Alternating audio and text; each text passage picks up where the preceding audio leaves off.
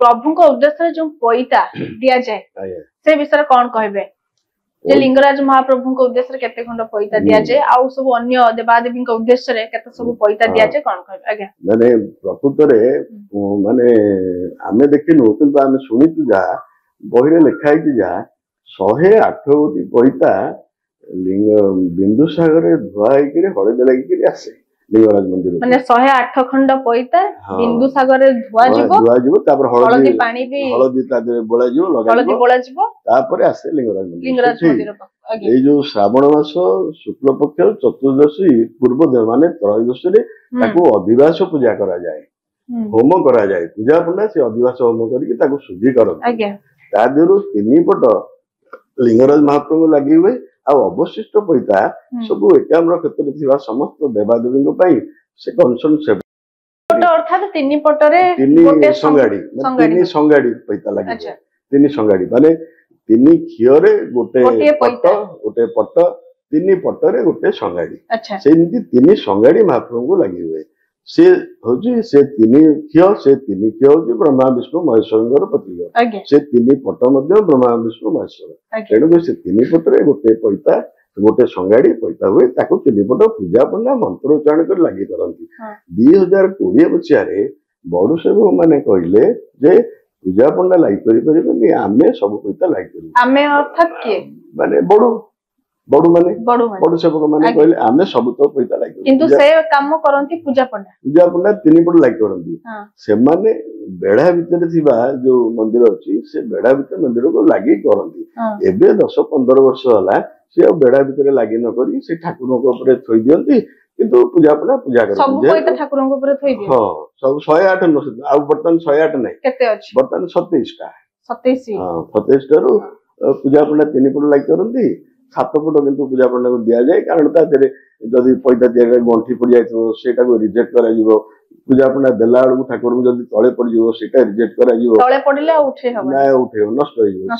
अपवित्र हो जीवो आ सब दिया हितरो तेरे सेति नै अधिका 4 फुट थाए 7 फुट तांको दिया जाए पूजा पड़ा को प्रतिशत नै कि दियंती पूजा पड़ा तादरु 3 फुट लाग करो जदि तादरु 2-4 फुट बळी गला से 2-4 फुट आउ 20 फुट जो रहिला 27 फुट रु 7 फुट गला 20 फुट ताकू बड़ सब माने भंडार में तो लेकिरी बेड़ा भीतर थिबा ये माने को लागि करंती माने अन्य देवादेवी अछंती ताकू लागि करंती किंतु से 20 मसिया तो कहले से लागि करि परिबनी पूजा पड़ा आमे सब तो लागि करबो तेन करी पूजा पड़ा कहले तमे लागि करू हम पूजा करबो एंदी बंद रहला आज 5 वर्ष होला प्रत्येक वर्ष सेही दिन ठाकुर को नीति त्रयोदशी संध्या देव परठारु ता पर दिन पूरा 1.5 दिन ठाकुर उपवास रहउचंती बंद रहउची से केस को ना एंडोमेंट एबे पैसा लागि होनी ना मोटे हो नीति तो होनी आ पैसा केते वर्ष टु ये 5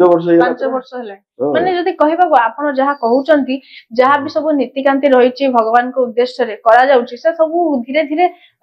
बंद हे जाउची बंद हे जाउची अब देखो ना ताको केमिति पूणी जारी रखा जिवो जेमिति नीतिकांति होउतला पूर्वरु ठाकुरंकर किंतु एबे से सब जहा बंद हे गला से सब बंद हे गला बंद हे सरकार चाहुना दृष्टि आकर्षण करना सरकार चाहुना माने देखो हम गोटे 15 मसीह कपिलेश्वर जे अच्छी कपिलेश्वर प्रतिनिधि आसती लिंगराज मंदिर को चंदन यात्रा 22 दिन आसती शीतल षष्ठी आसती किंतु सेठी खुंटिया मलिया विवाद द्वारा सेठी आउ से आसुना ये नीतिकांति परंपराटा भांगीगला आउ से आसुना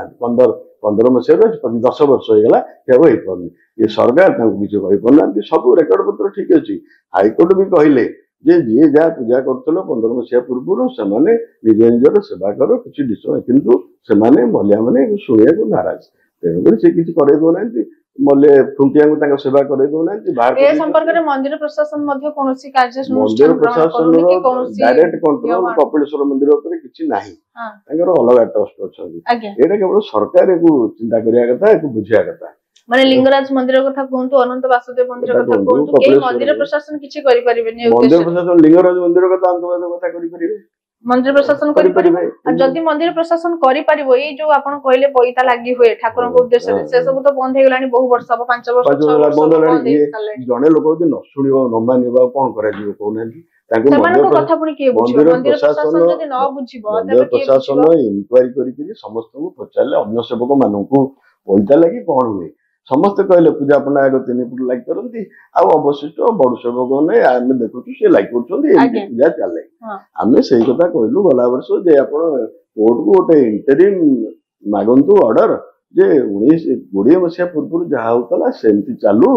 ଠାକୁରଙ୍କ ନୀତି ବନ୍ଦ ନ ହଉ ତାପରେ କେସରେ ଯାହା ଫାଇନାଲ ହବ କିଏ ଲାଇକ୍ କରିବ କାହିଁକି ଲାଇକ୍ କରିବ କେତେ ବଡ ଲାଇକ୍ କରିବ ସେ ସବୁ ସେତେବେଳେ ଯାହା ଡିସାଇଡ୍ ହବ। ଏଠି ମାନେ ଜଣେ ଅନ୍ୟ ଉପରେ ଦୋଷାରୋପ କରୁଛି କିନ୍ତୁ ମନ୍ଦିରର ନୀତିକାନ୍ତି ବି ବନ୍ଦ ହେଇଯାଉଛି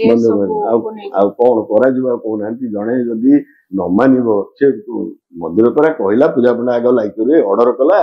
3 ଫୁଟ ଲାଇକ୍ କରିବେ ତମେ ବଡୁ ମାନେ ଯାହା ଅବଶିଷ୍ଟ ଲାଇକ୍ କର ସେ ତାକୁ ମାନିଲେନି କହିଲେ ପୂଜା ପଣ୍ଡା ତମର ଲାଇକ୍ କରିପାରିବେନି ସେ ମାନିଲେନି ଆଉ ତାଙ୍କ ପାଇଁ କଣ ପୂଜା ପଣ୍ଡା ମାନୁନାହାନ୍ତି ବଡୁ ମାନେ ମାନୁନାହାନ୍ତି ଯଦି ବଡୁ ମାନେ ନ ମାନିବେ ତେବେ ଆଉ କିଏ କଣ କରିପାରିବ ତାଙ୍କୁ କିଏ ବୁଝେଇବ କିଏ ନାହିଁ କିଏ ବୁଝେଇବାର ନାହିଁ ତାଙ୍କୁ ବୁଝେଇବ କି ସରକାର ଯଦି ଆଇନ କରିବେ ତାହେଲେ ସବୁ ଲେଖା ହବ। ଆପଣ ଯୋଉ ବର୍ତ୍ତମାନ ସମୟରେ ବିଜେପି ସରକାର ଆସିଛି ପ୍ରଥମ ଥର କରି ଓଡିଶାରେ କିଛି କହିଲେଣି ମୋହନ ସରକାରଙ୍କୁ କାଲି ଗୋଟେ ପେପରରେ ମୁଁ ଦେଖିଲି କାଲି ପେପରରେ କେବେ ନେଇକି ଯାଇଥିଲେ ସବୁ ରିପୋର୍ଟ ଏଗୁଡା ସବୁ ଆମେ ସବୁ ଲେଖିକି ଦଉଛୁ ତାଙ୍କୁ ଏଇ ଯୋଉ ମହାଶିବରାତ୍ରି ପୂର୍ବରୁ ଗୋଟେ ମିଟିଂ ହେଇଥିଲା ଆଇନ ମନ୍ତ୍ରୀ ଗୋଟେ କରିଥିଲେ ଗେଷ୍ଟ ହାଉସରେ ତାଙ୍କ ସାଙ୍ଗରେ କଥାବାର୍ତ୍ତା ହେଇଥିଲା ସେ କହିଲେ 100 ବର୍ଷ ପୂର୍ବରୁ ଯାହା ହଉଥିଲା ନୀତିକାନ୍ତି ସେଇଆକୁ ଆମେ କରିକିରି ଆକ୍ଟ କରିବା। କେବେ କରିବେ ଏବେ ପରା କାଲି ବାହାରିଥିଲା କଣ ଏବେ ସତ୍ୟଲିପି ଆରମ୍ଭ କରୁଛନ୍ତି କାଲିଠୁ କାଲି ପ୍ରମେୟରେ ବାହାରିଥିଲା ଯେ ସରକାର ଏମିତି କମିଟି ଗୋଟେ ଗଠନ କରିଛନ୍ତି ଆଉ ସେ ଅତିଥି ଭବନରେ ସେମାନେ କାର୍ଯ୍ୟାଳୟ କରିଛନ୍ତି ସତ୍ୟଲିପି ଆରମ୍ଭ କରାଗଲା କାଲିଠାରୁ। ଆପଣଙ୍କର ବିଶ୍ୱାସ ଅଛି ୟା ପରେ କିଛି ମନ୍ଦିର ପ୍ରଶାସନ ସରକାରଙ୍କ ପକ୍ଷରୁ କୌଣସି ଆଶ୍ୱସ୍ତି ଆପଣଙ୍କୁ ମିଳିବ? ଆମେ କଣ ଆଉ କହିପାରିବା ଏ ଗଲା ସରକାର ତ କିଛି କରିପାରିଲେନି 19 ମସିହାରୁ କହିକିରି 24 ପର୍ଯ୍ୟନ୍ତ ରହିଲେ 5 ବର୍ଷ ଭିତରେ କିଛି କରିପାରିଲେନି ଆଉ ଏମାନଙ୍କ ସେମିତି 5 ବର୍ଷ ବର୍ଷେ ଗଲାଣି ଆଉ 4 ବର୍ଷ ଭିତରେ କଣ କରିବେ ସେ ଠାକୁରଙ୍କ ଇଚ୍ଛା ଯାହା ହବ ଆମେ ଆଉ କଣ। କିନ୍ତୁ ଆପଣ ମାନେ ଆପଣଙ୍କ କାମ କରୁଛନ୍ତି ଭଗବାନଙ୍କ ନୀତିକାନ୍ତିରେ ଯେମିତି କୌଣସି ଭୁଲ ନ ହୁଏ ସେ ବିଷୟରେ ବି ଆପଣ ଧ୍ୟାନ ଦଉଛନ୍ତି ଆଉ ଯାହା ହାଇକୋର୍ଟ କୁ ଯିବା କଥା ଆପଣ ହାଇକୋର୍ଟ ଯାଉଛନ୍ତି ଏଣ୍ଡୋମେଣ୍ଟରେ କେସ୍ ବି କରୁଛନ୍ତି କିନ୍ତୁ ଆପଣଙ୍କ କଥାକୁ ବୁଝି ପାରୁନାହାନ୍ତି ସରକାର ମନ୍ଦିର ପ୍ରଶାସନ ବି ଠିକ ଭାବରେ ତୁଲେଇ ପାରୁନାହିଁ। ତେବେ ନିହାତି ଭାବରେ ଆପଣ ମାନେ ଶୁଣୁଥିଲେ ଆଜି ଆମେ ଯାହା ଆଲୋଚନା କରୁଥିଲୁ ଅନନ୍ତ ବାସୁଦେବ ମନ୍ଦିର କେମିତି ପରିତ୍ୟକ୍ତ ଅବସ୍ଥାରେ ପଡୁଛି ଏବଂ ସ୍ୱାର ମହାସ୍ୱାର ମାନେ ବେଆଇନ ଭାବରେ ଯଦିଓ ଶ୍ରୀ ଅନନ୍ତ ବାସୁଦେବ ମନ୍ଦିରରେ ଅନ୍ନ ଭୋଗ ପାଇଁ କୌଣସି ବି ନିୟମ ନାହିଁ କିନ୍ତୁ କେବଳ ଶୁଖିଲା ଭୋଗ ପାଇଁ ଯାହା ନୀତି ନିୟମ ଅଛି କିନ୍ତୁ ସ୍ୱାର ମହାସ୍ୱାର ମାନେ ନିଜର ବ୍ୟବସାୟ ପାଇଁ ସେଠି ଅନ୍ନ ଭୋଗ କରୁଛନ୍ତି ଶ୍ରୀ ଅନନ୍ତ ବାସୁଦେବ ମନ୍ଦିରରେ ଏବଂ ବ୍ୟବସାୟ କରୁଛନ୍ତି ବିକ୍ରି କରୁଛନ୍ତି ସେ ସବୁ ଭୋଗକୁ ଅନ୍ନ ଭୋଗକୁ। ଆଉ ଏପଟେ ଆମେ ଦେଖୁଥିଲେ ଶ୍ରୀ ଲିଙ୍ଗରାଜ ମନ୍ଦିରରେ କେମିତି ଯାହା ବି ସବୁ ନୀତିକାନ୍ତି ହେଉଥିଲା ପୂର୍ବରୁ ଧୀରେ ଧୀରେ ସେ ସବୁ ବି ବନ୍ଦ ହେଇଗଲାଣି ଆଉ ଯେଉଁ ସବୁ ନୀତିକାନ୍ତି ବନ୍ଦ ହଉଛି ସେ ସବୁ ପୁଣି ଥରେ ପୁନର୍ବାର କେମିତି ସେ ସବୁ ନୀତିକାନ୍ତି ଚାଲୁ ରହିବ ସେ ପକ୍ଷରେ ନା ମନ୍ଦିର ପ୍ରଶାସନ ତତ୍ପରତା ପ୍ରକାଶ କରୁଛି ସତର୍କତା ଅବଲମ୍ବନ କରୁଛନ୍ତି ନା ସରକାର କାରଣ ବାରମ୍ବାର ଯେତେବେଳେ ଯେମିତି କହୁଥିଲେ ସଚ୍ଚିକାନ୍ତ ପୂଜା ପଣ୍ଡା ଯେ ନବୀନ ସରକାର ଯେତେବେଳେ 24 ବର୍ଷ ରହିଲା ସେତେବେଳେ ମଧ୍ୟ ଆପଣ ଏ କେସ୍ ସେମାନଙ୍କୁ ଜଣାଇଥିଲେ ଏ ସବୁ ଘଟଣା ବିଷୟରେ ସେମାନଙ୍କୁ ଜଣାଇଥିବା ସତ୍ତ୍ୱେ ବି ସେମାନେ ମଧ୍ୟ କୌଣସି ଏହି ସମସ୍ୟାର ସମାଧାନ କରିପାରିନଥିଲେ। ବର୍ତ୍ତମାନ ସମୟରେ ବିଜେପି ସରକାର ଆସିଛନ୍ତି ତାଙ୍କୁ ମଧ୍ୟ ଏ ସମସ୍ୟା ବିଷୟରେ ଅବଗତ କରାଇଛନ୍ତି ଯଦିଓ କଣ କରୁଛନ୍ତି ରାଜ୍ୟ ସରକାର ଏବଂ ଯେତେବେଳେ ରାଜ୍ୟ ସରକାର କେନ୍ଦ୍ର ସରକାର ସମସ୍ତେ କହୁଛନ୍ତି ଦେଶର ଐତିହ୍ୟକୁ ରକ୍ଷା କରିବା ସରକାରଙ୍କର ଦାୟିତ୍ୱ କିନ୍ତୁ 1278 ଖ୍ରୀଷ୍ଟାବ୍ଦରେ ଯୋଉ ମନ୍ଦିର ନିର୍ମାଣ କରାଯାଇଥିଲା ଶ୍ରୀ ଅନନ୍ତ ବାସୁଦେବ ମନ୍ଦିର ଯଦି କହିବା ବର୍ତ୍ତମାନ 700 ବର୍ଷର ପୁରୁଣା ସେ ମନ୍ଦିର ଅନନ୍ତ ବାସୁଦେବ ମନ୍ଦିର କିନ୍ତୁ ବର୍ତ୍ତମାନ ସେ ଯୋଉ ପରିତ୍ୟକ୍ତ ଅବସ୍ଥାରେ ପଡୁଛି ଆଉ ବେଆଇନ କାମ ସବୁ ସେ ମନ୍ଦିରରେ କରୁଛନ୍ତି ସ୍ୱାର ମହାସ୍ୱାର ମାନେ ସେ ସମ୍ପର୍କ ମଧ୍ୟ ଦୃଷ୍ଟି ଆକର୍ଷଣ କରିବା ନିହାତି ଆବଶ୍ୟକ ଏନେ ମନ୍ଦିର ପ୍ରଶାସନ ମଧ୍ୟ ଦୃଷ୍ଟି ଆକର୍ଷଣ କରିବା ଦରକାର ଏବଂ ସରକାର ମଧ୍ୟ ଏନେ କୌଣସି ଦୃଷ୍ଟି ଆକର୍ଷଣ କରି ଏହି ସମସ୍ୟାର ଖୁବ ଶୀଘ୍ର ଗୋଟେ ସମାଧାନ କରିବା ମଧ୍ୟ ନିହାତି ଆବଶ୍ୟକ। एमती लेटेस्ट अपडेट पाई हम चैनल को लाइक शेयर एवं सब्सक्राइब करूँ। नमस्कार।